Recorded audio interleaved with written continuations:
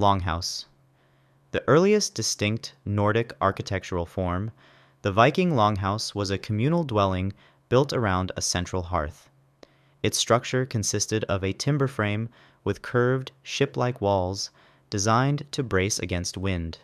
Walls were typically made of wattle and daub or vertical wooden staves. A key feature was the long, open central hall that housed both people and livestock, with a smoke hole in the thatched or turf roof instead of a chimney. The design was entirely utilitarian, focused on warmth, shelter, and communal living. Log house. Following the Viking Age, the dominant construction technique became the corner-timbered log house, or nuttimring. This method involves stacking horizontal logs and interlocking them at the corners with tight-fitting notches, creating an incredibly durable and well-insulated structure.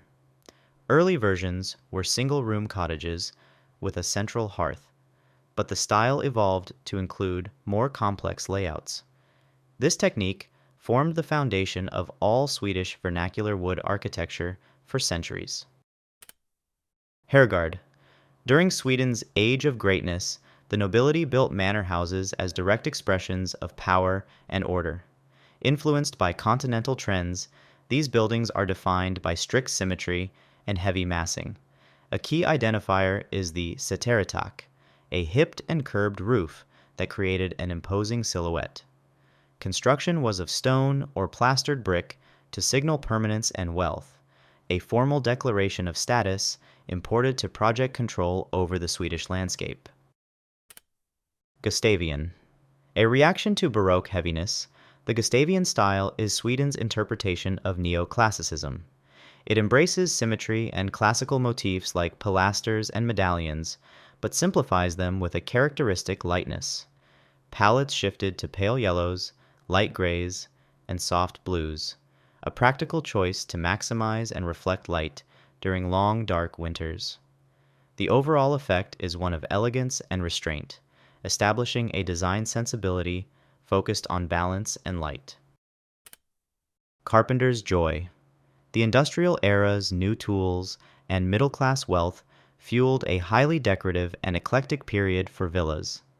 This era is defined by the ornamental woodwork known as snickarglädje, or carpenter's joy.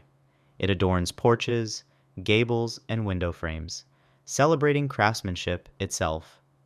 This feature was often applied to homes built in the Swiss style, with large eaves, balconies, and asymmetrical forms, creating a romantic, picturesque ideal that valued individualism and intricate detail. Landshövdingehus. A unique urban typology, particularly in Gothenburg, the Landshövdingehus is a three-story apartment building with a stone or brick ground floor and two timber-built upper floors. This design cleverly circumvented fire regulations that prohibited wooden buildings over 2 stories. With enclosed courtyards and simple facades, it became the signature housing for the working class and defines the character of entire city districts. Jugend. Sweden's take on Art Nouveau, known as Jugend, was a primarily urban style that rejected historical imitation in favor of soft, organic forms inspired by nature. Facades are often asymmetrical, made of smooth plaster or stone, and feature curving window openings, floral motifs, and bay windows. The design language is fluid and cohesive, with every element, from the door handles to the roofline, contributing to a unified, artistic whole. National Romanticism. Running parallel to Art Nouveau, National Romanticism was a deliberate return to historical Swedish forms. It draws on medieval castles and farmsteads for inspiration, resulting in buildings that appear heavy, sturdy, and grounded. Key materials are dark-stained wood, rough-hewn natural stone, and handmade brick. The designs are often asymmetrical and irregular, using turrets and varied window sizes to create a fortress-like, uniquely Swedish character tied to a romanticized vision of the nation's past. Swedish Grace.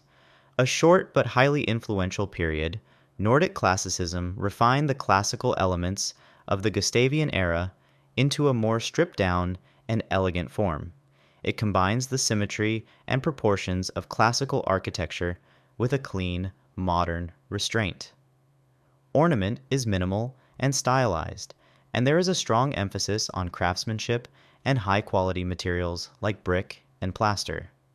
It represents a brief, beautiful balance point between historical tradition and emerging modernism. Functionalism. Known in Sweden as funkies, this was a radical social and aesthetic movement where form followed function to prioritize health and efficiency. The style is defined by its rejection of all historical ornament.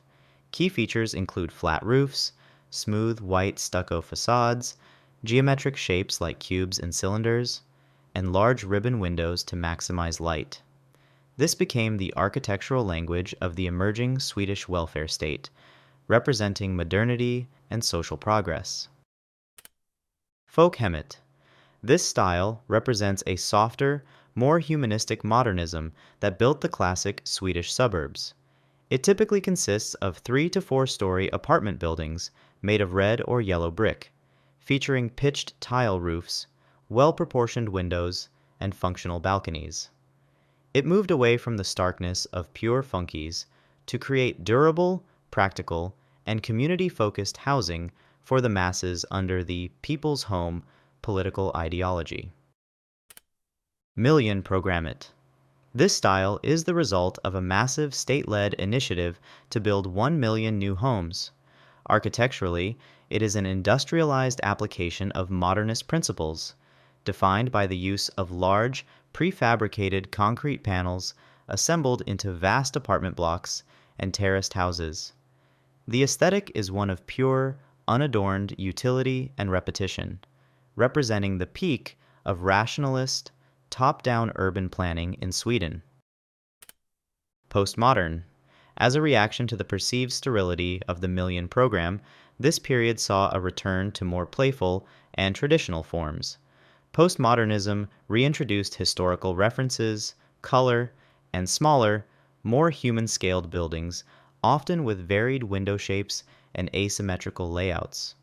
The era also saw a conscious revival of the vernacular Falu red cottage style in new developments, prioritizing a sense of coziness and community over modernist efficiency.